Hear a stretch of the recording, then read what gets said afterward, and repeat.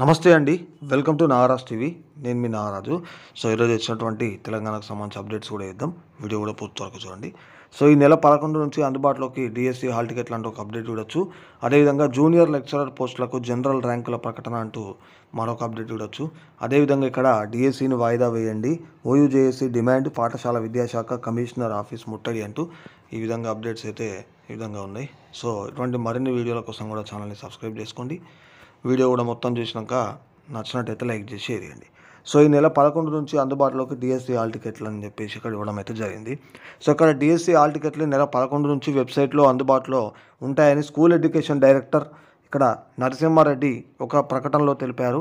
అభ్యర్థులు www.schooledu.telangana.gov.in website నుంచి download చేసుకోవచ్చని పేర్కొన్నారు అని చెప్పేసి ఇక్కడైతే మనం చూడొచ్చు.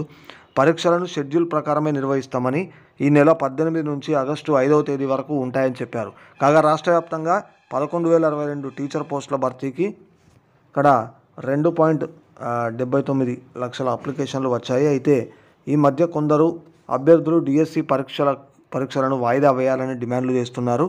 ఆన్లైన్ పరీక్షలు కావడంతో వాయిదా వేయడం కష్టమని, మళ్ళీ షెడ్యూల్ ఖాళీగా దొరకడం ఇబ్బందేనని అధికారులు చెప్తున్నారంటే ఈ విధంగా మనకి ఇవ్వడం జరిగింది. 11 నుంచి డిఎస్సి హాల్ టికెట్లు అందుబాటులో ఉంటాయట. ఇది అప్డేట్ ఒకటి.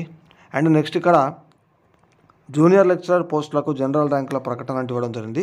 సో ఆల్రెడీ మనకు జనరల్ ర్యాంకు లిస్ట్ అయితే వచ్చింది. నేను వీడియో కూడా చేసిన, మన ఛానల్లో ఉంటుంది చూడండి.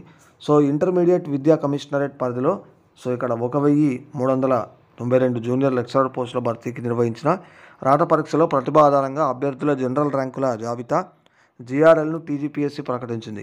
మొత్తం 20 సబ్జెక్టుల్లో జూనియర్ లెక్చరర్ పోస్టులకు గతేడాది సెప్టెంబర్లో సిబిఆర్టీ పద్ధతిలో పరీక్షలు జరిగాయి. సబ్జెక్టుల వారీగా జిఆర్ఎల్ జాబితాలను కమిషన్ వెబ్సైట్లో పొందుపరిచింది.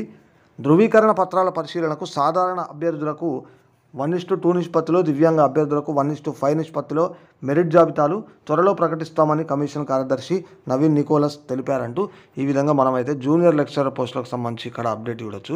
అండ్ నెక్స్ట్ ఇక్కడ చూసినట్టయితే డిఎస్సిని వాయిదా వేయండి, ఓయూజేఏసీ డిమాండ్, పాఠశాల విద్యాశాఖ కమిషనర్ ఆఫీస్ ముట్టడి అంటూ ఇవ్వడం జరిగింది. మధ్యన డిఎస్సి వాయిదా వేయాలని చెప్పేసి డిమాండ్ అయితే చేస్తూ ఉన్నారు. కానీ మరి 11 నుంచి హాల్ టికెట్లు అందుబాటులో ఉంటే షెడ్యూల్ ప్రకారమే డిఎస్సి జరుగుతుంది అన్నట్టు మనకు అప్డేట్ అయితే ఇచ్చారు.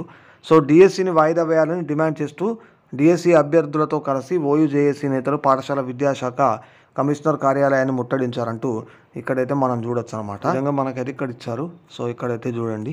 సో ఇది డిఎస్సికి సంబంధించి. సో ఇవి ఓవరాల్గా అప్డేట్స్ మిత్రులారా. సో మరిన్ని మంచి వీడియోలతో మళ్ళీ ముందుకు వస్తాను. ఛానల్ని సబ్స్క్రైబ్ చేసుకొని ఫాలో అవుతుండండి.